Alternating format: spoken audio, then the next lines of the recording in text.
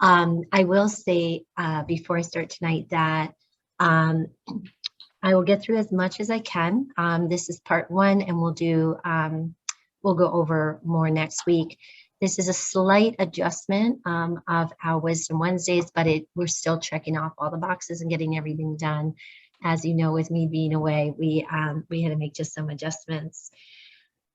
Prenatal yoga is extremely important to me.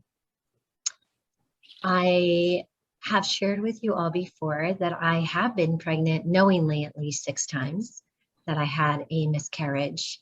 One of those miscarriages was an ectopic pregnancy that got stuck in my tube, and I had to have 2 DNCs to remove it, so very traumatizing. So I was pregnant multiple times. I never had a baby. I always am just feeling so grateful that I fell in love with prenatal yoga because, right, it could have gone either way. I could have maybe taken my trauma and decided I'm not going to even have friends with kids and I'm not going to teach this. But it actually called to me. I had this kind of beautiful experience with teaching it and learning about it that has just grown over the years. One of the things that I think I can articulate better now as I kind of roll with it is that I really honor life. I honor life. And pregnancy is a miraculous expression of life blooming. It's incredible. And when we think of the female body in gestation, so gestation is the period from conception until the baby is born, it is a remarkable process. For the actual pregnant woman going all the way through full gestation, right? I never went through full gestation, so I cannot speak to it, but I can confidently say that I brought many women through prenatal yoga training and classes without having to know the full experience, and still they really enjoyed it with me. So I always like to say, if you haven't had a baby yet, or you had a baby and it was a terrible experience, or something else happened like me, it doesn't mean you can't teach prenatal. It might actually make no difference at all. So it's really important to just give yourself that grace and allow yourself to be led to do it and enjoy it. What's really amazing to me is, and I honor the divine feminine body and resilience and mystical energy that happens through a pregnancy. I had one student and I had her for 3 of her pregnancies. And it was magical to watch her be literally 3 different women for 3 different babies. The body was not the same each time. Her experiences, she was growing. She had gained experience each time, but each journey, each unique life within her was evoking a different experience for her ultimately, because it was a different chemical reaction with that particular kid. So it was really it was fascinating to me. Tonight I'm going to do a training. So this is a training. I will be sending you an at-home questionnaire to answer to make sure you've gotten it an open book. You'll get this and you can just find the answers. But I want to make sure that you understand it's not hard. It's a lot of this is just, we happen to be all women in this course too. So it's just like, I want you to relax and just take it in, write notes if you want to. You may know some things already, you may not. So just kind of figure out what it is you want to learn more about, and whatever you know already. I know this. Okay, cool. You know this. So one of the most important things to me, and I wrote this is a little funny something. I am not broken. I remember a woman walking into my studio when I first opened. She was very pregnant, and it was a very kind of fast vinyasa class that I was teaching, and she was clearly pregnant, right? So there was no gonna be no mistake of me saying, oh, you're pregnant, and her saying, no, I'm just bloated. It was just clearly she was pregnant. So thankfully she did actually offer up I'm pregnant. And I said, okay, this is the type of class that I'll be teaching today. And it's usually a very crowded class. So I hope that you're okay, that I won't be able to really make a lot of adjustments for you. And she gave me this look that I can only describe as like, I got this, I am not broken. It was like this look that was like, it just like put it into perspective for me. Like she knew what she was doing. She had it. And I watched her. She was amazing through the class. She adapted well. She did her thing. I didn't think she was ever in danger. And she was the reason I wrote this in my training. I am not broken, because that look on her face, I was like, she is just not. And then I found this like very interesting kind of poetic piece from a renegade mother in.com, which was a blogger. This was a few years ago. And she says, hey, world, check it out. I am not sick, disabled, handicapped, or broken. I am pregnant. I'm not frail, fragile, needy, or excessively dependent. I am pregnant. I am not incapable, incapacitated, or inept. I am effing pregnant. I am not a rare flower. I am not delicate, and I'm not a princess. I am engaging in an act as old and reliable and strong as humanity itself. We have, in fact, evidence of that. I am in a condition that's natural and appropriate for my body, not totally unlike breathing or walking or living or dying. But you treat me like I'm some sort of poor, incapable vessel. Why am I sharing this with you? I think it's really important as we come into this concept of being a prenatal yoga teacher. Welcome, Sue. We just started, so perfect timing. Is that we honor this particular type of student, and we know they are not broken. We are going to get into signs of distress. We are going to talk about things like nausea and fatigue, mental stress, all of these things. This does not indicate that the woman is broken. They are going through literally changes in their body every second through this 9-month period. In fact, the fact that they are standing there in your yoga class makes them, in my opinion, completely a badass, right? They're not broken. They are there. They want to take care of themselves, their body. I had a few that just wanted to get away from their toddler children, and they admitted it. They would come to when I had a very thriving prenatal class, I had 17 in one class for about 6 months, and there were 3 of them. They were so funny. They were all became fast friends, and they were all agreed that while they were taking care of themselves, they really just wanted to get away from the toddlers at home and their husbands. And they wanted their husbands to actually feel the pain of the toddlers. So you will get that as well. And that's still a badass female thing to do. So I honored them as well. But when we do have those pregnant women in our class, and we're teaching or teaching a specific prenatal class, it is a different body experience, and it is a different student you are instructing in that moment, even if you know them when they weren't pregnant. And that's what we're mainly going to learn. So prenatal yoga is not about trying to teach broken people. It's honoring the pregnant body, the gestation period, understanding what a pregnant, evolving body can and can't do at what stages, how to adapt to them to keep them strong, flexible, calm, and you're literally part of the team that's preparing them for birth. And so how does that come into play? How are you contributing to that? So we're going to go over that. I always feel really blessed when any of my friends are pregnant, or I'm slightly annoying because I'll say hi to the baby a lot of times before I say hi to my friend. Like I'll just go right for the baby in vitro. I'll be like, hey baby, like I'm too enthusiastic about it. I don't do that. I'm over the top. Sorry, Katie, if I've done it to you. It's like a problem. Like I'm like, get a little over the top, but I do honor that I have 2 students walking in when there's a prenatal student in front of me, that there is also this being developing inside, that my tone, my care of the class, my care of the vessel, the mom who's carrying the baby, my care of that individual is just going to affect the baby in vitro. So it's really important to me as a facilitator when I'm doing my grounding right before a prenatal class, that I just welcome in all the energies right? The energies that are coming into the world. I'm going to make this statement from a yogic perspective. As yogis, if we believe that there is energy in a tree or a rock, right?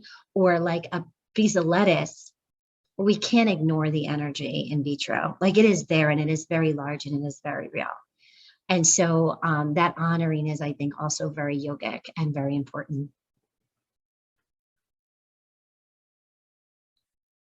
So the anatomy and gestation, I love this. I think you can see this hopefully on the screen. The pregnant woman's body is beautiful. Not every woman who is pregnant thinks her body is beautiful through the process. Some do. I would say most of my friends did not once they hit a certain level. There's just this like, right, anticipation, like, please baby, come out. Like I need to get back into my jeans one day. Like there's a lot that goes on.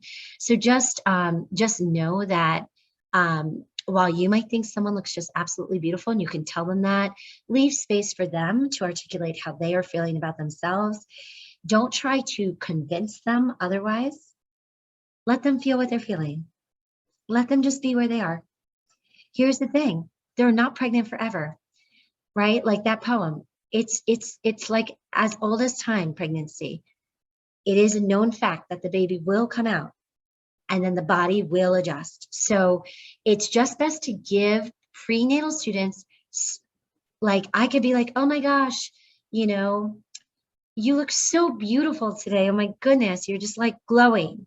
And I might get a response that says, ugh, glowing, I'm sweating, I feel angry, I'm tense, my back hurts.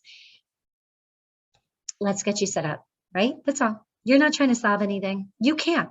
They have a right. They are literally, their whole body is working to create another human being. So you just need to like give them space, let them be in their thing. Tell them like, hey, what can I get for you? Would you like water, tea? You know, like just be there, honor them. Don't try to fix it. Just be present. Super important. The gestation period is it's the time from the first day of the last menstrual cycle. Gestation is in a normal kind of human female is about 266 days, 40 weeks or 9 months. So that's the whole period from that the first day of the last menstrual cycle until the woman gives birth. So the first trimester is from the last period, the first day of the last period, to 13 weeks. And then your second trimester is from 14 weeks to 27 weeks. And then your third trimester is from 28 weeks until the baby's born. Now, I was born at 40 weeks. I did not want to come out. My poor mother. I was huge. And my mother was she was small and skinny like me. And I see pictures of her and I apologize to her still. I'm like, I'm sorry. Like she looks so uncomfortable and like just so pissed off. And I just did not want to come out. I was hanging out. I was happy. My sister, on the other hand, who is no longer with us on this earth, actually was born premature and was born not breathing and was resuscitated and brought back to life. So she was considered a premature baby, preemie, and I was just hanging out. There's no name for what I did. I just didn't want to come out. So knowing the weeks for first, second, and third trimester, at least getting an idea of it does help, because I find a lot of women, when you ask them how far along you are, they're going to tell you how many weeks pregnant they are. And so you want to try to memorize the blocks for first, second, and third so that you can, in your mind, as a trained prenatal yoga teacher, quickly assess where you can go with them and where you can't. Loosely, at least, right? So like if someone's like, yeah, I'm 29 weeks, right? Like, okay, third trimester.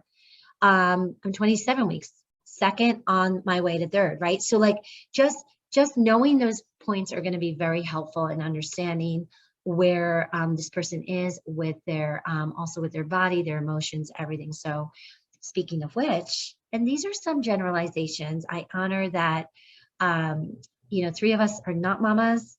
The rest of 3 of you are very much mamas, and Katie is mama in the making. So like, I very much want to say that some of these are generalities, and don't, because of all my work in previous years with prenatal students, there's variations. Like I said, the same woman 3 times can have 3 different experiences, 3 totally different pregnancies, same body, same person, same mama. First trimester, there's usually an increase in urination.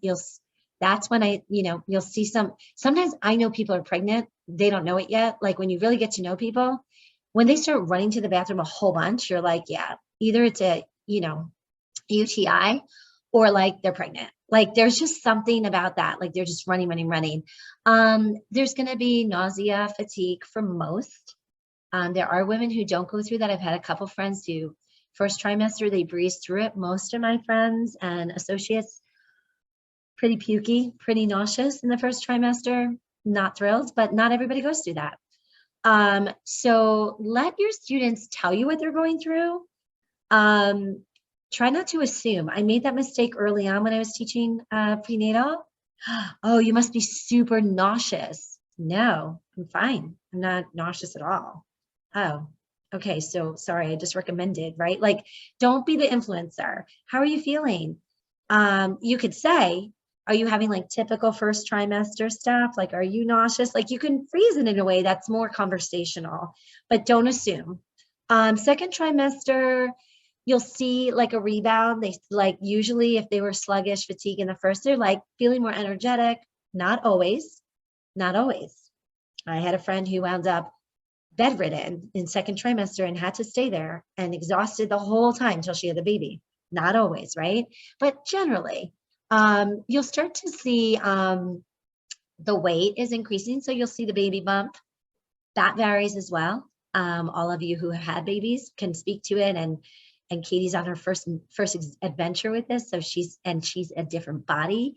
I've made the observation that women who are tall and have more space in their torso will not show their baby bumps as fast as women who are shorter, with a shorter, right, distance between low ribs and pelvic.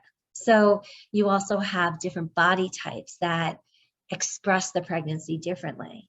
So you just be in awe of it. It's very different. What's going on during this time too is the organs are starting to move around as the baby grows, and things like heartburn are starting to happen.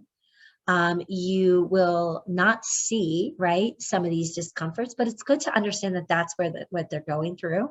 Those of you who've had baby, my mom calls it something like, I think she calls it like pregnancy amnesia or something. Like she always would say, after I had you guys, I just forgot everything. Forgot everything. Like I didn't remember anything. I didn't remember how it felt, whether I threw up, whether I didn't. And I could imagine that it's probably just a survival technique. Like you don't have to remember everything. So it's good to kind of refamiliarize yourself, especially if your kids are older. You might just be like, oh yeah, did I have like cramps during that time? What was going on with my SI joint? Like, was I like, did I have an SI sensation stuff going on? Like what was going on? So it's good to kind of just do a little bit of research on this and kind of try to remember if you've been there already. Go ahead, Sue. Did you want to say something? Yeah. Read my mind. I was just thinking of 2 experiences. So I had twins. Yeah. So I had 2 experiences. I was living in the Nyack area at the time, and I went to some yoga studio in Nyack. I can't remember the name of it. And I was in the second trimester, and I remember I was almost passing out just doing downward dog, and the yoga teacher wasn't picking up on it, didn't look at me. Yeah. And finally, I just had to tell her, I have to leave. I'm feeling dizzy. I'm Yeah. going to faint. And she said something like, oh, you need more iron. And I'm like, well, I don't know about that. I mean, I have a whole thing of things I take, but anyway, I don't think she really knew how to manage someone who was pregnant.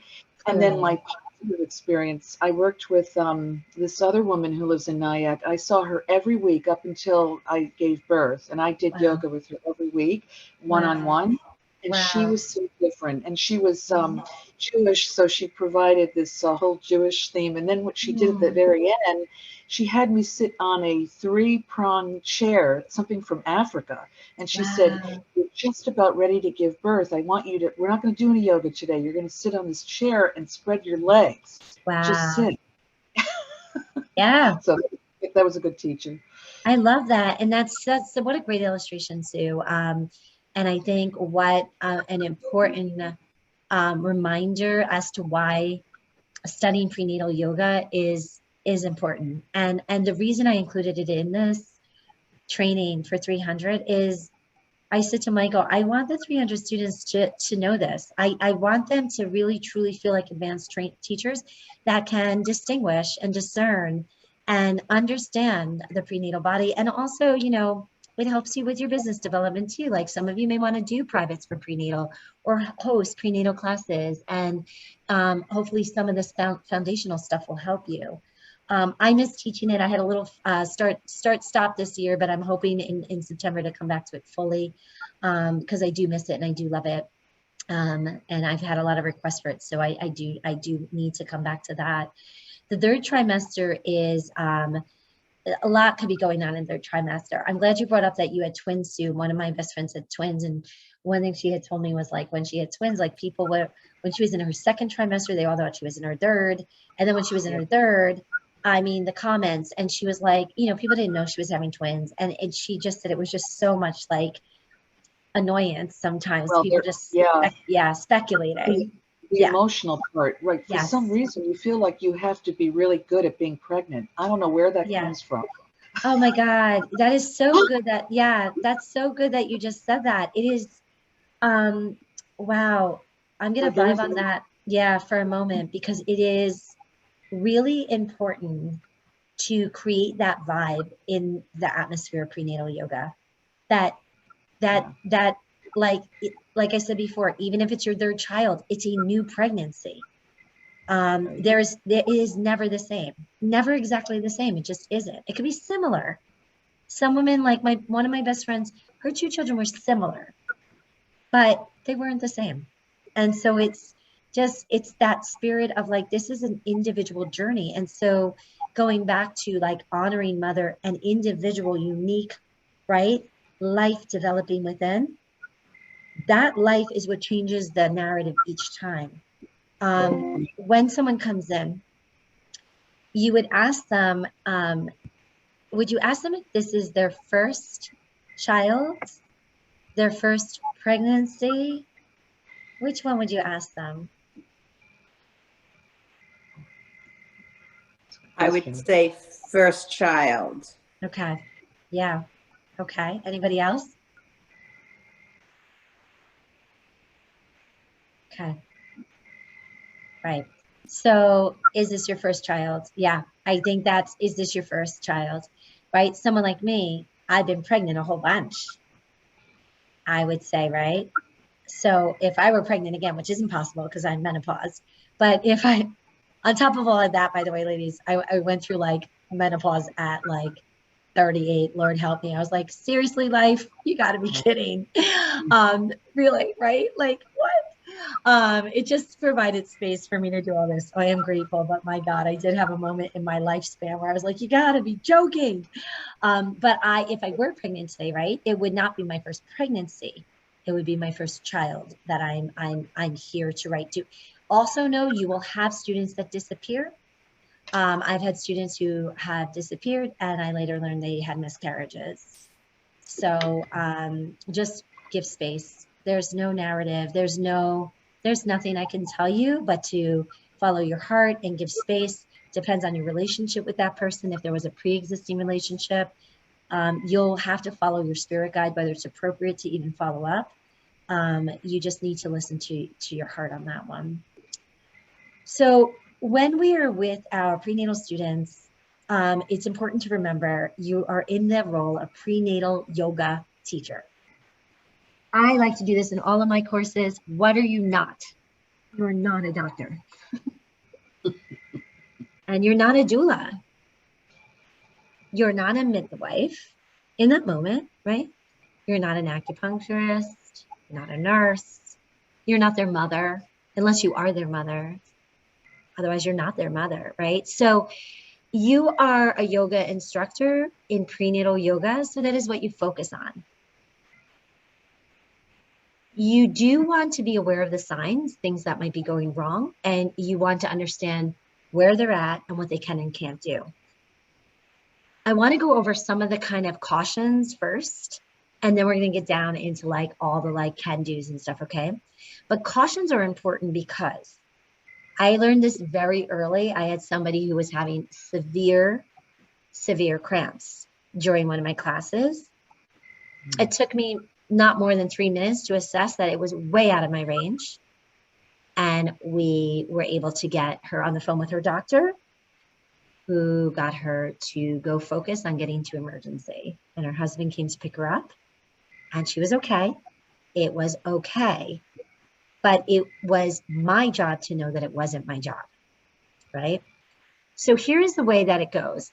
There'll be cramping, headaches, lower back pain, swelling, heartburn, carpal tunnel syndrome, hemorrhoids, gas, bloating, constipation, ligament pain, gestational diabetes, all sorts of things, depression, frustration, exhaustion, fatigue, depending on their situation. You know, they might have 3 kids at home and an absentee dad, you don't know. So all sorts of different emotions and issues might walk in the room with the pregnant student. It's important to kind of have a sense as to what those are. And I always kind of do this disclosure when I'm doing like a class. I'll just say, you know, if at any time you're not feeling right about what I'm asking you to do, please listen to your body. If you want to just rest for the rest of the class, I am not offended. I like please do you. And if you need assistance, let me know. Right. So that day when that woman was in the sharp pain, she felt safe with me to let me know. And then I was able to assess. I asked her a series of questions, and it wasn't mine to handle. Sometimes you talk to a student and they're just, Sally, I'll tell you the story of Sally. Sally came in one day and she was like, I'm achy all over. It was her second child. She had a toddler at home. She was running 2 businesses with her husband. She looked like she had seen a ghost. She was so pale that day. I thought something was wrong with her immediately. We talked for about 3 minutes. That's usually as long as I will talk to them to assess if it's something I could help with. She helped herself. She looked at me and she said, you know what? Can we just do nothing for an hour? It was a private. And I said, is that what you feel is going to make you feel better? And she said, yes. And I said, do you want me to do meditations or play music? And she said, yes. Can I just listen? And I said, absolutely. For 1 hour and 25 minutes, I serenaded her with meditations, with beautiful singing bowls and music. And she slept. And when she woke up, she was renewed, refreshed, and she left. And she wrote me later and said she was like healed. She felt so great. So just figuring out what's wrong with them, having a little chat is important. Some really huge warning signs I have here on the screen, which I'm sure you already kind of looked at. Vomiting, fever, chills, heavy bleeding, especially vaginal discharge. Doctor, partner, get them to a professional right away. Do not try to handle these things on your own. It is not within the scope of what you are presenting at the time. If Sally would have started telling me that she had pain and discomfort after a few minutes of me having her in her resting state, I would have insisted that she went and got help from her doctor. Again, it's not my place. If someone can't breathe, can't walk, can't speak, emergency, dial 911. Make sure you have emergency contacts for all of your prenatal students if you're with them in person. If they're at home, hopefully they have somebody at home with them that they can turn to if something's going on. 2 interesting things that come up. Did anybody who's been pregnant and had a baby ever have gestational diabetes? Okay. I had a friend who did. You did? I didn't, but a friend of mine who also had twins, she had it. Yes. Yeah, it's incredible. I've had two friends who had it. I had one friend who had it twice, both boys, and another friend who had it. Um, it can be very scary, and it is very taxing on the body. If I know a student has gestational diabetes, I might, especially as she's approaching third trimester, I might ask her to check with her doctor that yoga is even okay for her. There are some prenatal students that with gestational diabetes that have to go on bed rest for the last trimester. So just knowing it, understanding it, just helps you know what questions to ask a little bit. Oh, I want to say this. I should have said this from the beginning. It is always okay to say, has this practice of prenatal yoga been approved by your doctor? And if not, are you comfortable like venturing without that approval? And if they are, that is their agency and their decision, but it is also your agency and your decision to ask that question and find your own comfort level with this. Like, I think it's just really important to be okay with that. I'm just shifting you guys over because my battery's dying. The other I one have a is, question. please, yes. Um, Now, that made me wonder, would it always be important to ask if they have practiced yoga pre-pregnancy? Does that matter? It doesn't really matter. I mean, what happens is this, if I'm one-on-one with somebody, I usually can learn all those things really quickly. We chat the first time for about 20 Right. minutes. When you're in a bigger room, usually like when I had my bigger prenatal classes back in the day, I used to be able to assess pretty quickly who had been to yoga before or not, because if you give certain cues, you'll know right away if they understand what a warrior is, right? So it's really up to you. You can have you're like the CEO of your own life. So if you do start to offer prenatal classes, you can have a little questionnaire people fill out when they come in. That helps you as a teacher. Is this your first pregnancy? Is this your first child? Have you done yoga before? If so, how frequently? Do you have anything I should be aware of? Any issues that I should be aware of? So you can have like a little card they fill out, and it could say it's confidential on the bottom, and I won't share this with anyone, but it helps me be a better teacher. You could do it through email. So yes, Pam, you can absolutely like make it part of like your style of teaching. I don't know. I've evolved a lot. I look forward to coming back more fully into teaching prenatal, and we'll see like what evolves out of me with that. I think it's also an evolving practice. And yeah, go ahead, Michelle Donna.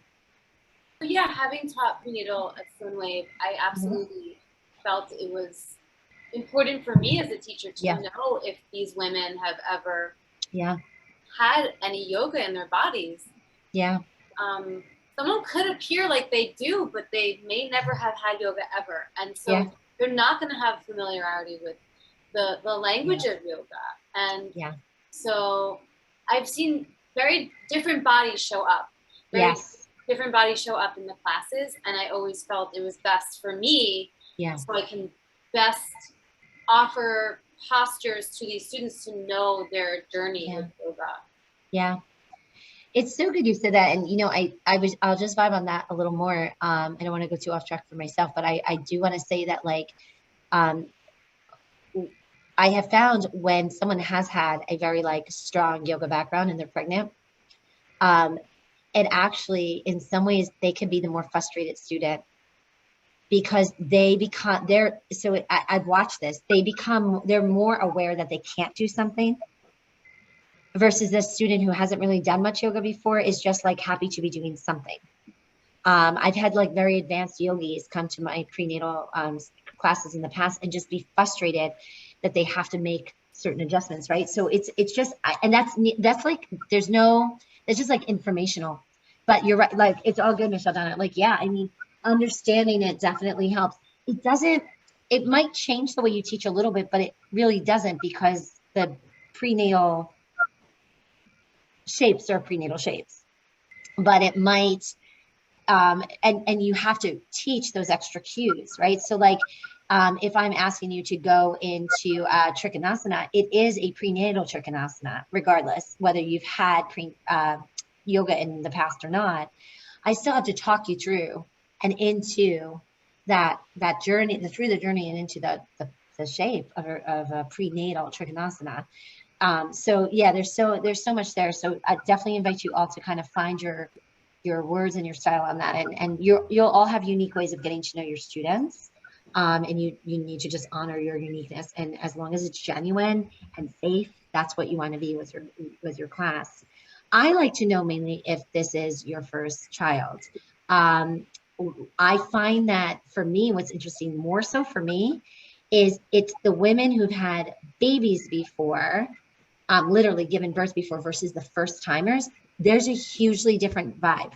Way more important to me than whether they've done yoga before or not. So I find first time pregnancies, there is a lot more unknown. There's a lot more trepidation and maybe fear of what's going on in their body. They might need a little bit more encouragement on that things are okay, that they're not broken.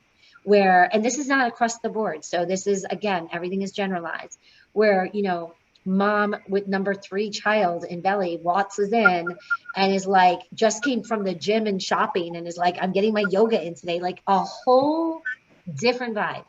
And you have to remind her to come into body and to actually have more connection.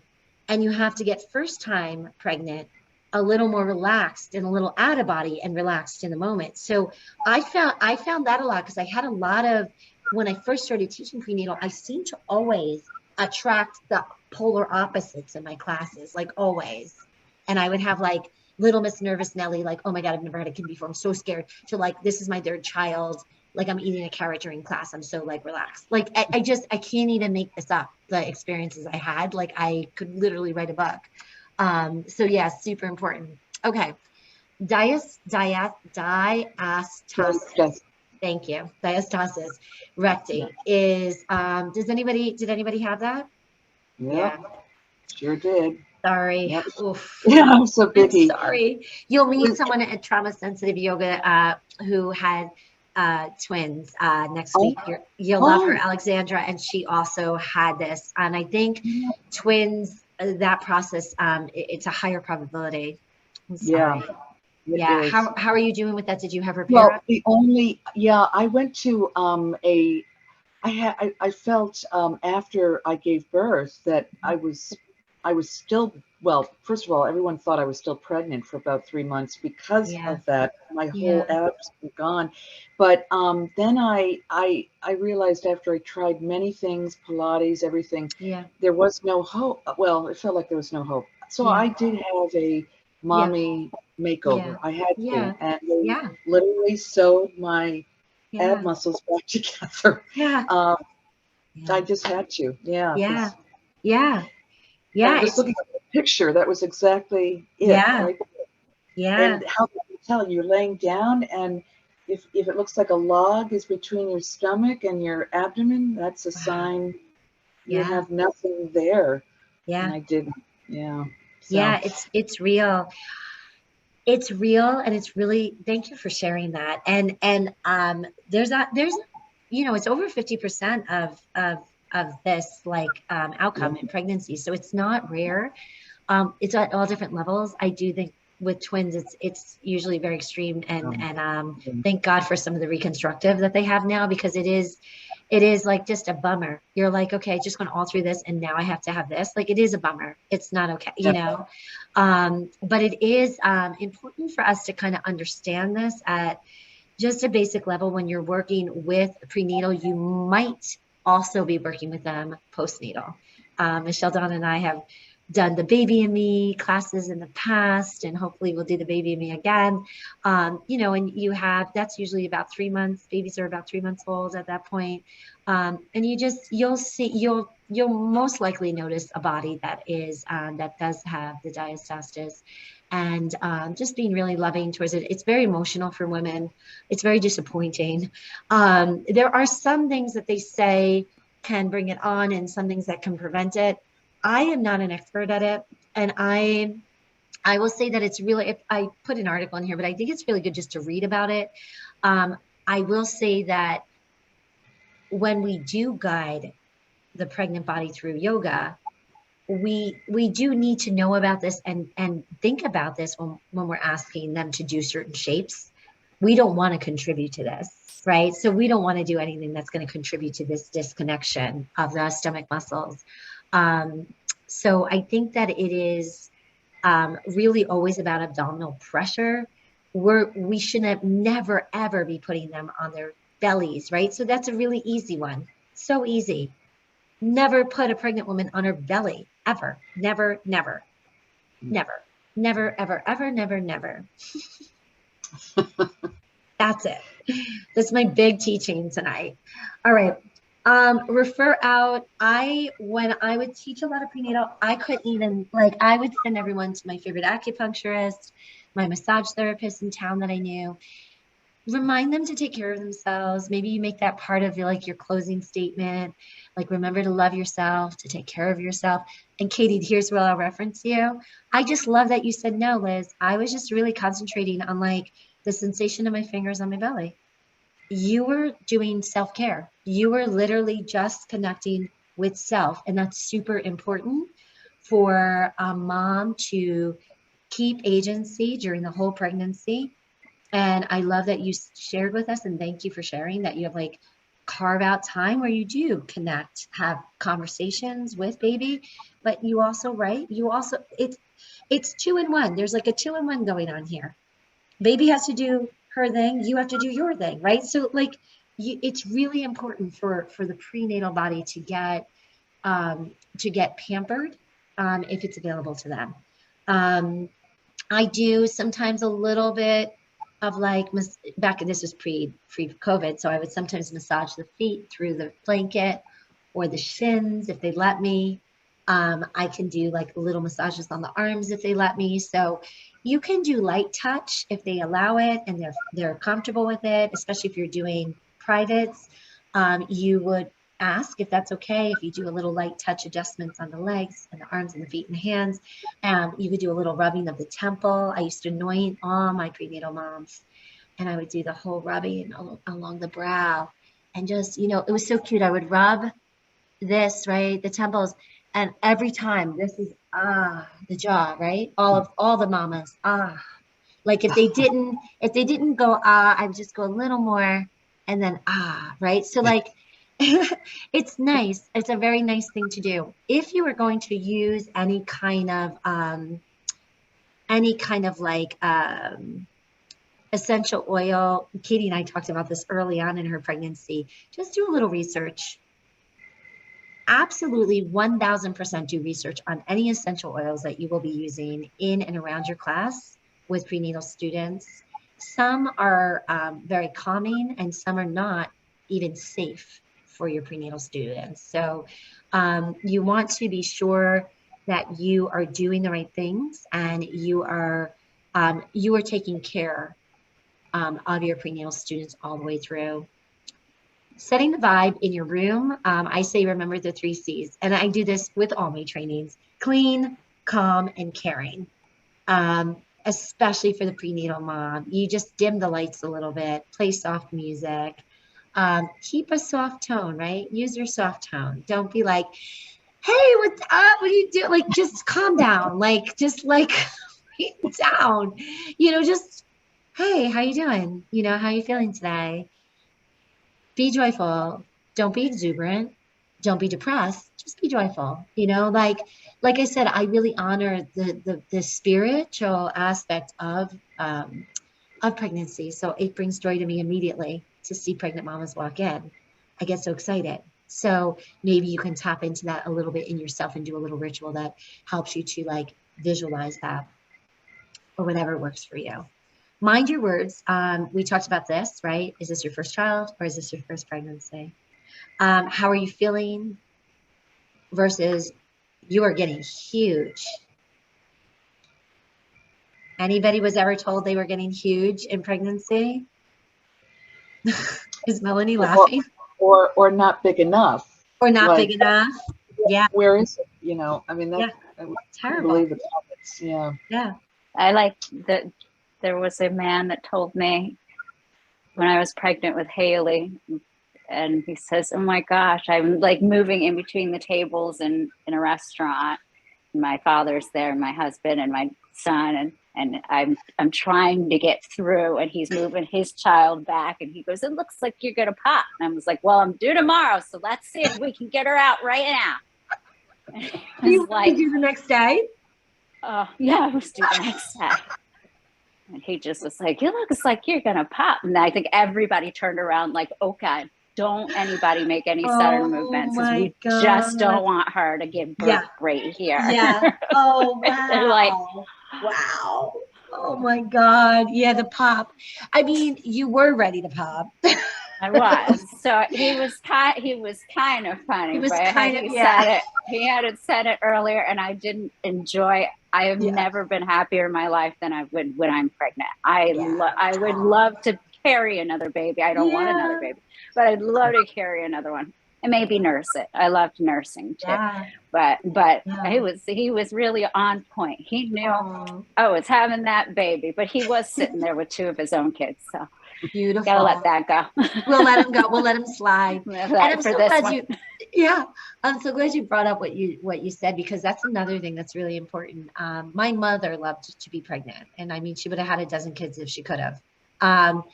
Not everybody loves to be pregnant. Not everybody wants to be pregnant. Not everybody feels confident about that journey.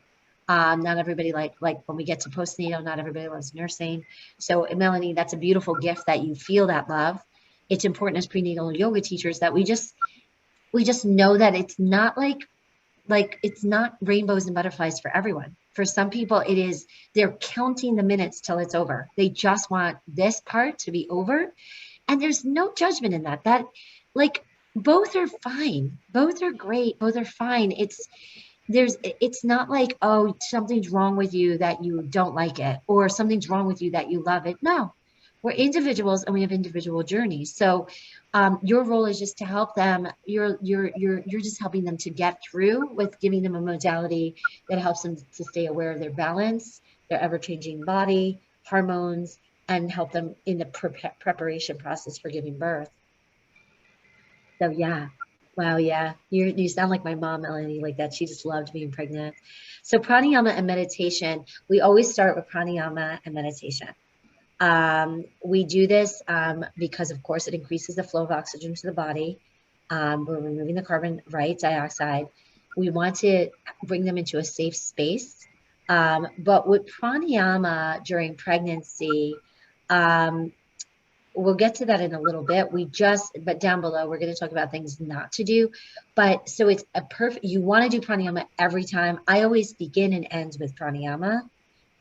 Critical, because it brings calmness. It helps decrease stress. It helps them really connect with breath, which is going to be critical for them when they give birth. So you absolutely want to be that facilitator that is like helping your prenatal students connect with breath and the power of their own breath in their own body. Again, Katie, that's why I loved your answer. And that's why I asked you what I asked you, but I loved your answer, because it's really important that the mother, the being of mother, the carrier, is connecting and learning to connect with her breath through the whole pregnancy. I have had prenatal students come back to me and say, I was thinking of your pranayama when I was giving birth. I'm like, really? Oh, wow. Like, and I'm not a doula, I'm not a midwife, nothing, right? But that connection that helps them so much, connects body and breath. Please, yeah, go ahead, Pam. Yes. No, it's my thing, because when I took the prenatal or whatever that was, and they teach you breathing, it meant nothing to me, and it was ineffective at the time of necessity. However, when I had a heart attack last year, I used the breath to get me through 100%. And I mean, so yes, I didn't even connect. Until this moment, I wasn't connecting prenatal yoga teaching with how amazing it can be to understand that. Yeah, thank you. Yes, same principle, isn't it? It's and with the prenatal student, they're in this ever-changing body. So every time you hope to meet them at least once a week, and every time you meet them, you're inviting them through the practice to reconnect with that breath body practice, right? Like you're asking them, let's do this again.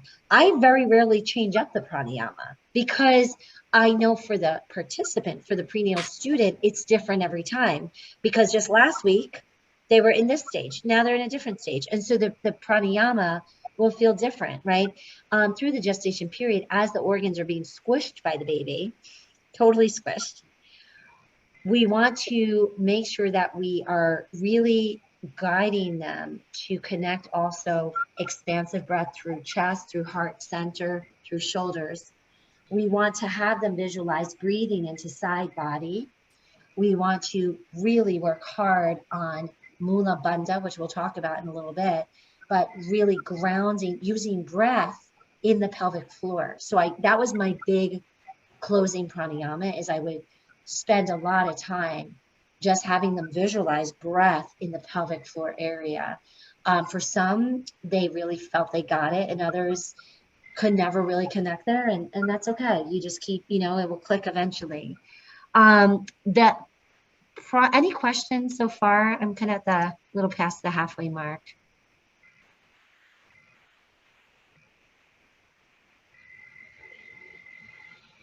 Okay. So this is really important. Caution to exercise while practicing pranayama during pregnancy. Kapalabhati, right? No, don't do it. It's jerking the stomach. That puts pressure on the stomach. We don't want to be part of them, right? Splitting those muscles. So no aggressive breathing, none. Just leave it alone. Nothing that has them holding their breath for a long time. You could do a slight hold, right? So you could fill up your chest, hold, 1, 2, release. Good. Fill up your chest, hold, 1, 2, release, right? None of the whole 1, 2, 3, 4, 5, 6, 7, 8, 9, 10, 11, 12. Okay, now release. Don't do it, right? We don't want to build anxiety. We don't want to build pressure or tension in the body. And even after a meal. So, back to like Michelle, Donna, and Pam before, when you're in a class with prenatal, if you're going to be doing like a lot of pranayama, you might say, hey, next, we're going to be doing a lot of pranayama in my class because this is what helps you prepare for birth. Just for future, just remember to eat lightly. I wouldn't recommend having a full meal before class. But by all means, feel free to snack, but not a full meal, because that you're just asking them to get heartburn. It's happened. I've learned my lesson with that. And then I've given that little disclosure like, hey, everyone, just next time, I'll be doing just as much pranayama. So just light snack before, and then go out afterwards and pig out, do whatever you have to. Bastrika, Suryonadi, similarly, these are more heat producing pranayamas, and they're not recommended during pregnancy. Pranayama and yoga exercises during the first trimester of pregnancy. So here's how it goes. This is a tricky one. I am totally okay with a woman practicing yoga and pranayama during her first trimester if she is understanding her limitations and knows how to stop. I think what happens is a lot of doctors will tell their patients, don't do anything in the first trimester, because they don't know if they can trust the patient to not hurt themselves. So I've had many with first trimester in my class. And it goes back to what I said to you before, to repeat, has this been cleared by your doctor? And if not, are you comfortable and are you able to manage your own limits in my class, right? If you're not feeling good, please stop. If you're dizzy, please stop. If you need to lie down, lie down. Just know the first trimester is that very sensitive bubble, and you don't want to push them. We have now had 5 pregnancies in our teacher trainings. Katie, you're number 5. Little stomach babies, and all of you have done some form of practice during first trimester. All babies have been very calm and lovey, just so you know. They're all little prince and princesses. They are. All the stomach babies are so calm. I don't know. I think it's all the yoga, but but I always am like, just do what you can. And when you can't, just don't, please, because it's just not worth it. Visualization is really an important thing to bring into your prenatal yoga teacher experience. So in the beginning, right, like put both hands on your stomach. If you were all pregnant, I would have gone into visualizing maybe a light exchange between you and baby. I might do something about warmth and safety. I might do something about, you know, the dance of two butterflies, whatever. I might read something. I might write something. I might not say anything except one prompt and then be still, right? So like visualization is very important during the pregnancy because it allows for some space to develop a calmer relationship with the experience. It may help you to be less fragmented. I remember just seeing sometimes, you know, prenatal students coming in on Saturdays, like totally frazzled. They had just run 1 million errands, and just, that was always my opening, hands on belly. If they come in with a partner, a friend, I tell them to also put their hands on their own belly, and to, just like we did tonight, you don't have to be pregnant to have, I literally was feeling my digestive system when I was doing that tonight because I had just eaten dinner and I felt like, wow, this is like a lot of rumbling going on.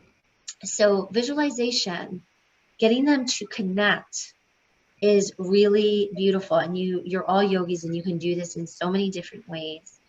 Find visualization techniques that are appropriate to the prenatal body, right? So it's not like you don't want them to like visualize mountain climbing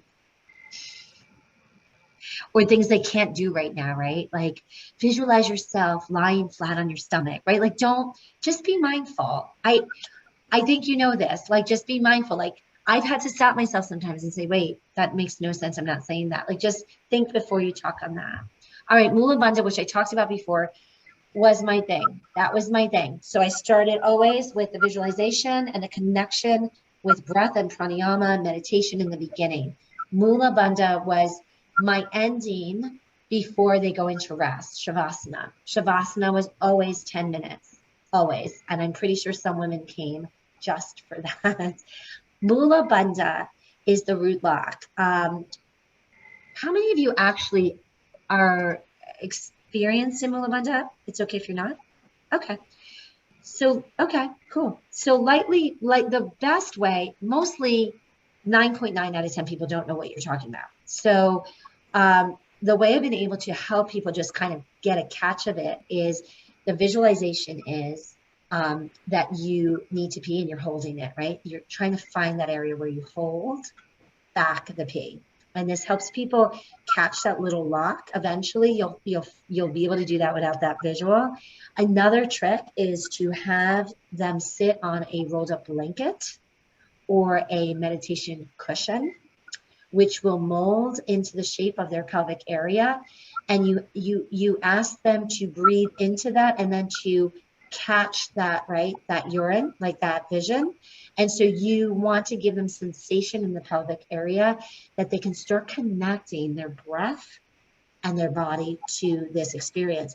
So it's something that you might do also on your own. Another thing that's really beautiful. So with Mula Bandha, you are preparing them for birth for sure. There's also techniques with Mula Bandha in other modalities of birth preparation. So you're not claiming to be anything more than you are, but you are a yogi and you do understand, at least generally, with the root lock, and you're going to give them an invitation to it. Also know that there's so much strain on the pelvic floor, so much during pregnancy, so much. And so this time of Mula Bandha practice is also allowing for a healing mindset to be directed energetically to the pelvic floor. So you can also make some of your Dharma talk with the Mula Bandha practice just about light, healing, strength, right? This is a foundational area, like a mesh that is holding everything in place till this baby is ready to come in. It's a very honored area. It's also, right, my gosh, getting ready for trauma sensitive. So my mind also knows this is also an area that could have been previously traumatized. So for all women, it is not always easy to connect. This is important. It is not always easy for women to connect to this area even while pregnant. If somebody was sexually assaulted, abused, or any other trauma happened in this area prior to their pregnancy in their life, you asking them to connect to this area can bring up stuff for them. It is not your job to figure out what's going on with them. It's just your job to stay focused on the theme of pregnancy and keep inviting them into that theme. Because by you repeating that to them, they will hopefully be able to work through some of the other stuff and come into the presence of the pelvic floor needing to be the gateway right now for the birth. Very complicated and not unusual. I hate to say, it's very common for this to be a very conflicted area. So the Mula Bandha is a very, very important thing for a healthy pelvic floor, for preparation for birth, and for healing. So just knowing that that this is sometimes a very weakened area, underdeveloped area, and emotionally wrecked area. And so you bringing in that practice could be really helpful. Go ahead, Sue. I was just going to ask, as a teacher, would you, to get people to be aware and connect, would you be asking them, notice if you have any tension in your pelvic area, or is this a place that you tend to hold, trauma, Yeah. Would we be trying to get them to think about that? No, right. That's good. I think in a general class, and then next week we'll talk about specific classes, because next week we can talk about when that's literally a specific thing that you're working with, like women who are pregnant, who are traumatized. There's whole books on it. I actually have one right in front of me right now, literally, called When Survivors Give Birth. Oh, wow. It is literally a thing, right? So there's a whole practice with this that is, so right now for this course, we're talking more so about the generalities of like, okay, right, like we're here as a prenatal yoga teacher. No, this has not been advertised as a trauma sensitive prenatal class. So what you want to do is it's pouring out the themed positive. So you might say something like, let me think, Sue, because I think there's a middle ground. You might say something like, breathe in light, breathe in strength into this area. You might invite them to strengthen this area with love for your baby, for your next step, right? So you're kind of working around and alluding that there might be the need for bringing in love, the need for bringing in light, the need for bringing in strength, because maybe there was trauma without, like, I usually won't bring in trauma into that environment when I'm doing that practice. I do very much rhythmic breathing. Here I put up a picture that I actually think is another beautiful invitation. A woman can actually just put her hand down there and feel it and be connected with her pelvic floor if she feels comfortable, mainly in privates, but sometimes I've had women do it because everyone's eyes are closed. And I say everyone's eyes are closed. It's up to you how you want to connect. So I think in a general class, a non-advertised, trauma sensitive, right? So this is just a general class. I think it's important to just focus on the breath, connection, light, strength, love, preparation. That's real good. Yep. Okay. Yeah. But I'm with you. I mean, I'm always like wanting to like fix all the parts, but like, it's class appropriate, but like next week we'll definitely talk about that. In that book, When Survivors Give Birth, is an amazing book, and just a beautiful gift. You can even give someone, if you do find out that they've been traumatized prior, you might buy them that and wrap it and just say, open this when you get home. And like, this is not a specific class for this, but I want you to have the support you need, so when survivors give birth. So good.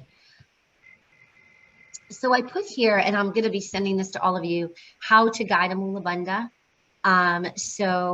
Let's do that. I am going to stop my video, but just for a moment, so that you can just you can shut off your video if you'd like, or just close your eyes. I'm not looking at you. I'm going to be reading through my script, but just so that you can experience it. So I want you to choose what you want to do. You can find a comfortable seat on the floor or on a chair. If you'd like a little bit more connection to your pelvic floor, you might place a pillow or a blanket underneath your pelvic floor so that you are a little more connected to feeling. If it's available to you, you might even want to place, if it feels non-strenuous, a hand between your legs and place the palm facing up on your pelvic floor. So go ahead and just take a moment to come into your breath. You might just roll your head around a few times, going one way and the other.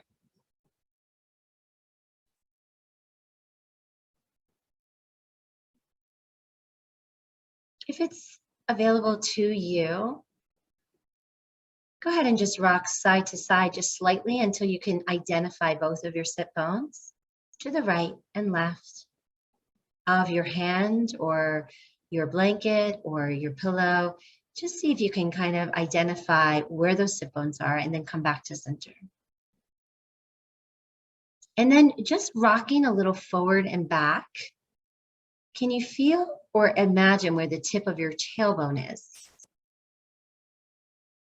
If your hand is under you, you might even use your thumb, your pinky, and your middle finger to identify the sit bone on your right and left and the tip of your tailbone.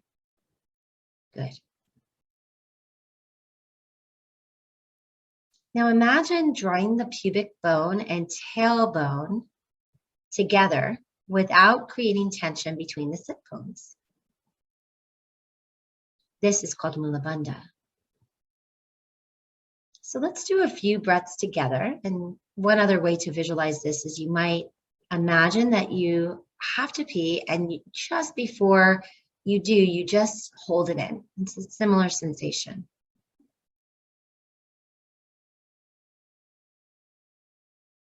Good.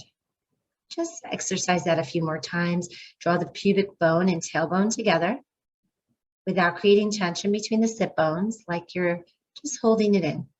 And then release it, just feeling that difference between holding it and releasing it.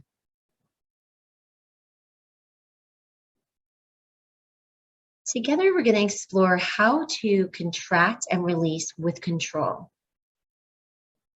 So let's go ahead and exhale all our breath away together. Good. Now go ahead and breathe in. And as you breathe in, see if you can find that little catch. Now exhale and release everything. Let the pelvic floor fill up and release. Good. Again, inhale. Catch that pelvic floor and tailbone towards one another. Sit bones are relaxed. Exhale and release everything. Let the tension just release. Good. Let's do this about 4 more times together. Let's exhale out. Sit up a little taller. Good. Take a nice deep inhale. Find your catch. Hold it. Keep your catch and exhale. Hold it still. Good. Inhale again. Keep the catch. Good. Exhale, release everything. Good. This is a 3-in-1 routine. Inhale. Find that catch. Good. Keep the catch. Exhale. Inhale again. Keep the catch. Your Mula Bandha is activated. Exhale, release everything. Good. One more time. Inhale, you know what to do. Find your Mula Bandha best you can. Have grace for yourself. Breathing in and out. In. Now release everything in your next exhale. Good. Do that one more time on your own without my guidance.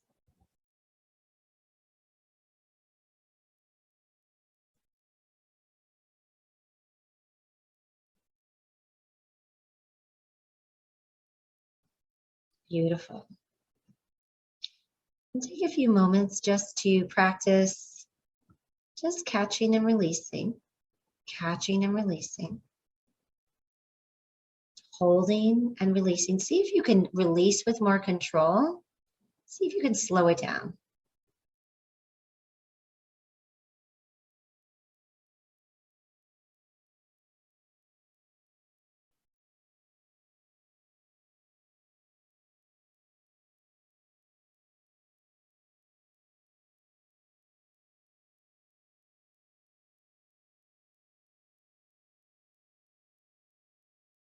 Beautiful. Just a few more breaths here.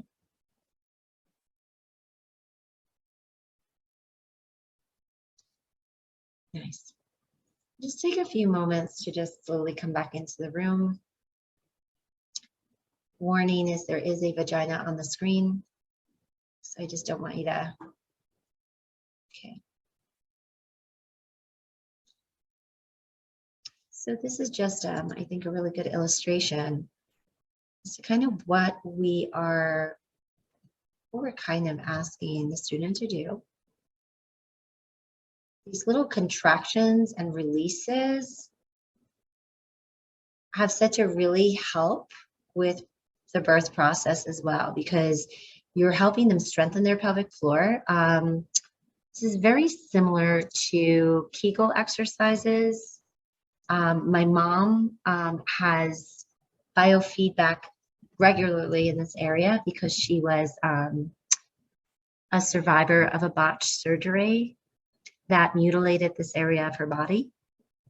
So there are lots of different methods to strengthening the pelvic floor. And so in prenatal yoga, this is something that really is multifaceted. You're helping them strengthen, you're helping them heal, Sue, and you're helping them connect to the birthing passageway. And that's, from a yoga perspective, so powerful. When we think about the kind of, and this is the next thing up here, the Nadi Shodhana, when we think about the Sushumna, we think about these energy lines, the chakras, and everything flowing through. I like to think of the Mula Bandha more in those, that context from a yogic perspective, how we are helping them to keep their Kundalini strong and awake, a strong divine, right, feminine awakening during their pregnancy as well. And this helps them stay balanced. Their Ida and Pingala flow through the Sushumna, and it's a nourishment for their chakras. It's a way to evoke energetic balance in their bodies through breath and visualization, and the root lock, the Mula Bandha. It's these bandhas, the throat bandha, the root bandha, all of these bandhas are to activate and purify the energy lines.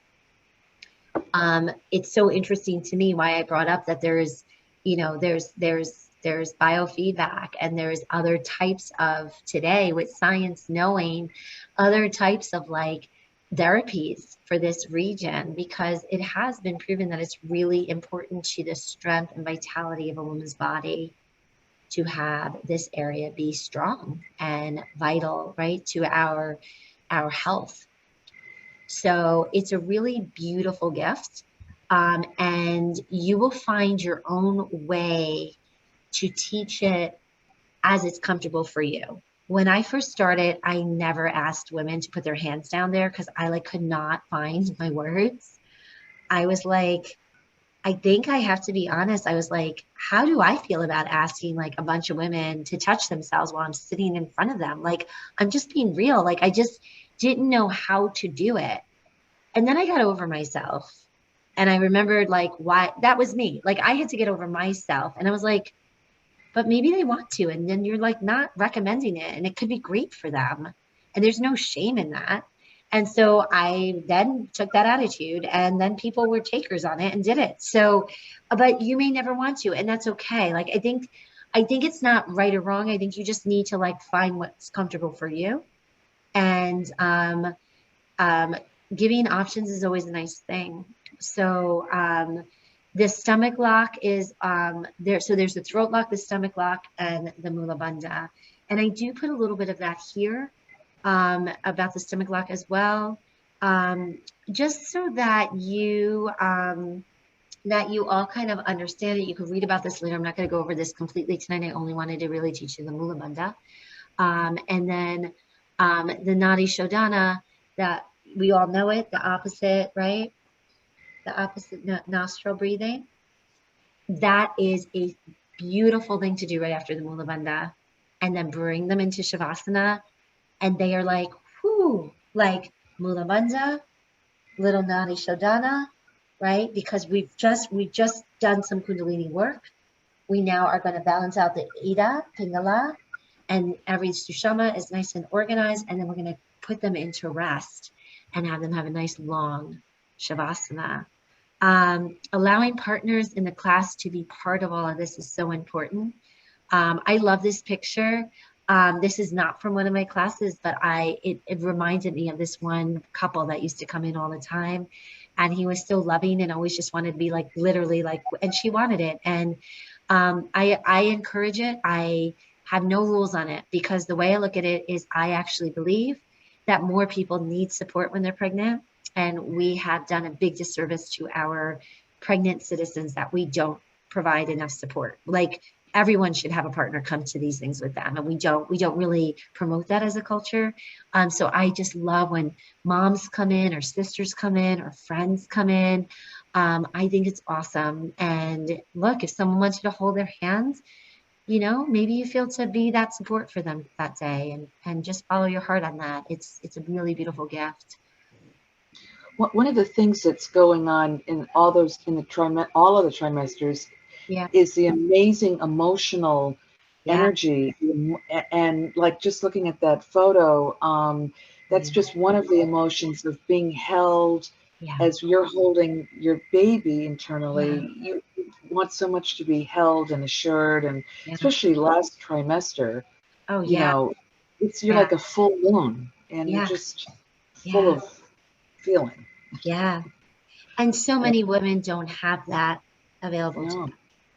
So, whatever you can do, like shavasana, make it as huggy as possible. Like, I have all these, we'll do this now next one, like all these like ways of just getting you super comfy, and just, I love being in person in prenatal, because then I can like overly like make you comfy, because I can see your body, and I can be like, ooh, let's put an extra blanket here and here. And just putting them in that hug state, Sue, is so helpful, because you're right on. And sadly, so many women, even in loving relationships, they just, their partners don't mean to, they just don't know what they're going through, and they don't know how to really be there for them. It's not intentional neglect or anything. It's just like, just not knowing.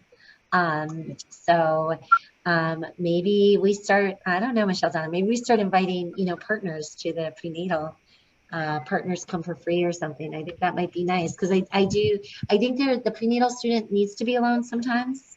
They need to be away from their partner, their children, and everything their life represents. And other times they really need a partner there. So, just holding that space, I think is great. Any questions so far? Anything on the mula bandha? Anybody not feel it? Like, was not able to connect?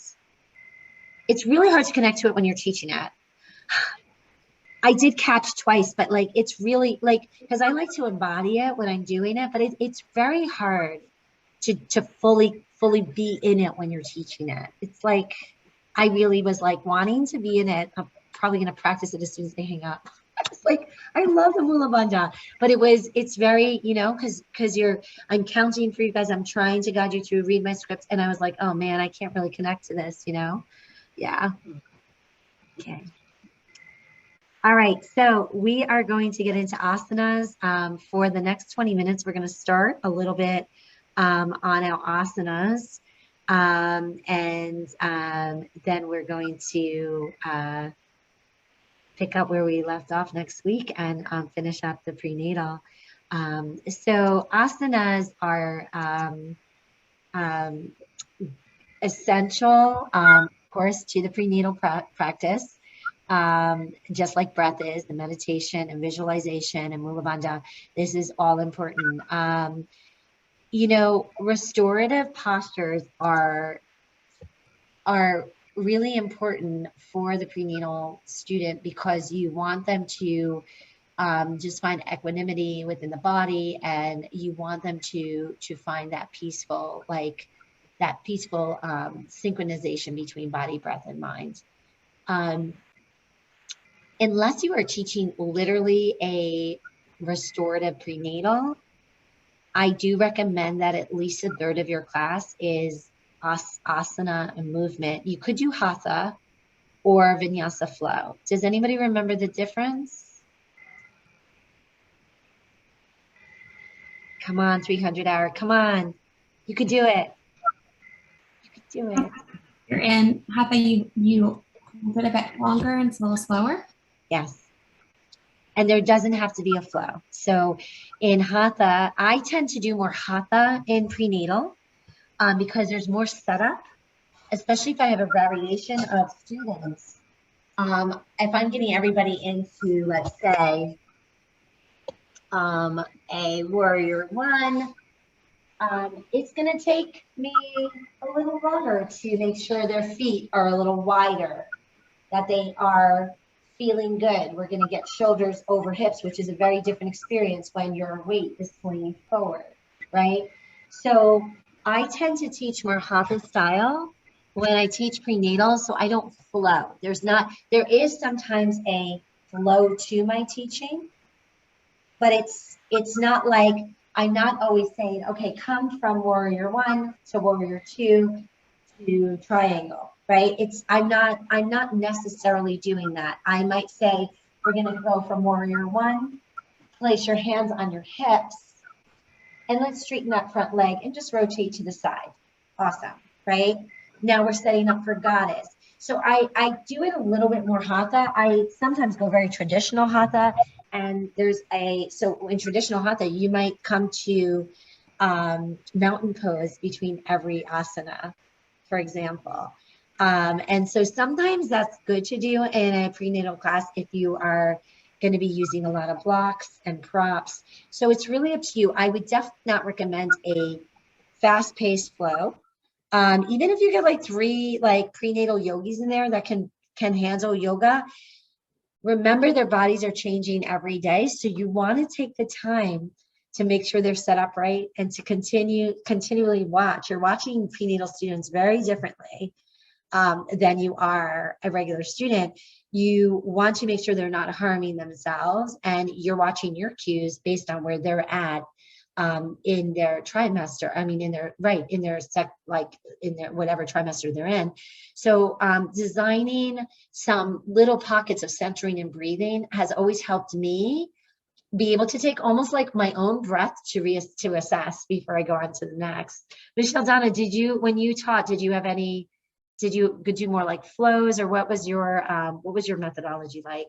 Oh, definitely hatha restorative. Yeah, exactly. Yeah, it's flowing is like almost impossible. You could do mini flows sometimes. Like you might do like a warrior two to a triangle, right? But like even then, the triangle, what happens?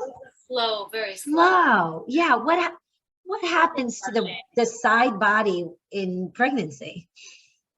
Yeah. Bye-bye. What side body? Right? Like so suddenly you're doing triangle. There's a whole other cue you need to give to that. So it's just this whole, thank you, Michelle Donna. It's definitely, now, having said that, and I think Michelle Donna would agree with me on this, just because it's slow, restorative, and hatha doesn't mean that you're not going to feel refreshed. You might get even a little sweat, and I'll be able to still bring you through strengthening movements. There's all sorts of things that I can still do with you in those postures. So let's just take one of the kind of favorite prenatal postures, which is that goddess posture. There's so much you could do with the goddess, with the prenatal body, and you hope that you're traveling with them every week. So you might do a traditional goddess posture one week. You might do a slight moving one the next week. You might even add light weights, or take your strap and have them bring it up over their head, right, for a little star, and then come down, right? A little bit of shoulder strengthening with the strap. So working on mommy muscles, arm muscles, is something I love to do with the strap. So if you take your strap, if you have your strap with you today, just think, let's just do that goddess posture. Of course, I told you guys to bring a strap, and I don't know where my strap is. So you're gonna stand up, legs are wide, toes are pointed out, and you'll take exactly what Michelle Donna's doing, yawning, I love it, and you'll come down and bring it behind the neck, and straighten the legs, come up.